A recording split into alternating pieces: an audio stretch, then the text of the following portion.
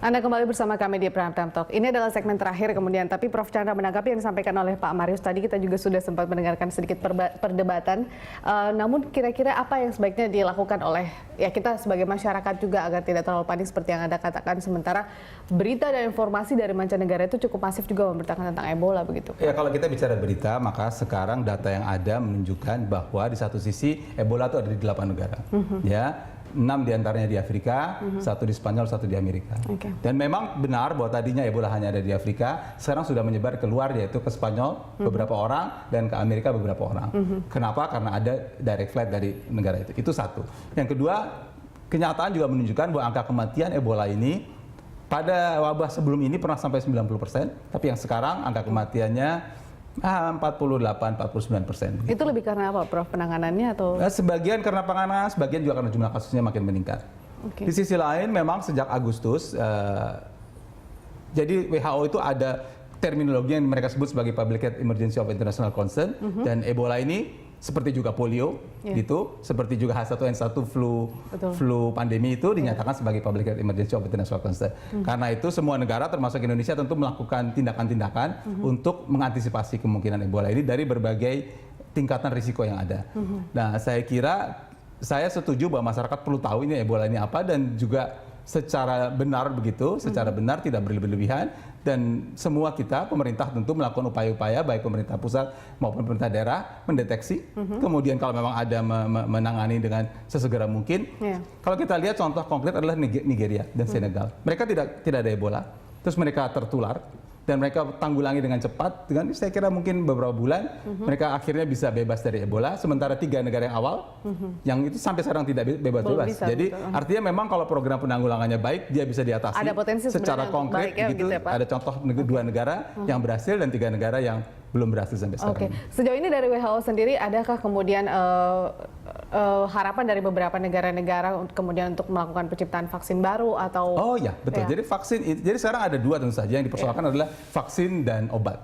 Ya, obat itu ada satu obat yang namanya Zimab yang sudah pernah dicoba, belum ada uji klinik, maksudnya belum ada hasil ilmiah yang benar sebenarnya, tapi karena ada pasien orang Eropa waktu itu yang sakit, diberikan pada orang itu. Sebenarnya secara etika tidak terlalu benar, tapi karena itu yang bisa dicoba, maka itu diberikan.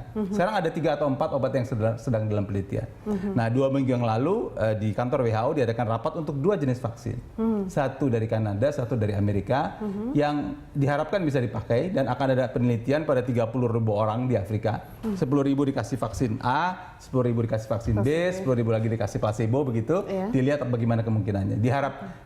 Diperkirakan vaksin ini akan keluar duluan daripada obatnya. Vaksin ini yang Kanada punya efek proteksi yang lebih tinggi daripada yang di Amerika, dan diharapkan ini akan lebih kuat daripada obat. Maksudnya lebih cepat keluar daripada obatnya. Oke, baik Pak Marius, dari Anda sendiri kemudian ada rekomendasi-kah bagi pemerintah kita ke depannya akan seperti apa, atau sebaiknya seperti apa menanggapi virus Ebola ini?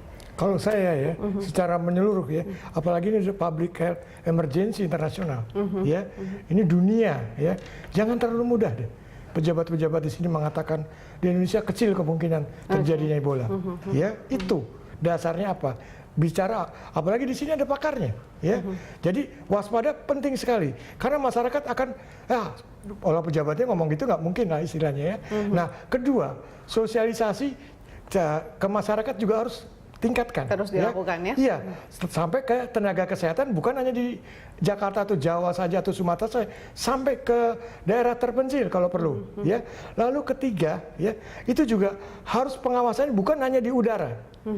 Kalau perlu di laut juga, kita juga harus waspada juga. Sebenarnya tadi saya sampaikan sampai pelabuhan laut juga diawasi. Itu tidak benar kalau hanya udara. Itu saya perlu klarifikasi karena diulang lagi saya lihat Jadi dari KKP itu langsung ke, misalkan sudah dirujuk ke misalkan ke rumah sakit, Nah, itu juga di rumah sakit itu bisa harus ada sosialisasi aturan bagaimananya juga. Jangan sampai KKP sudah istilahnya ditangkap kasusnya langsung di sana tidak mendapatkan pelayanan seharusnya teknisnya. Itu kan juga akan menyebar juga.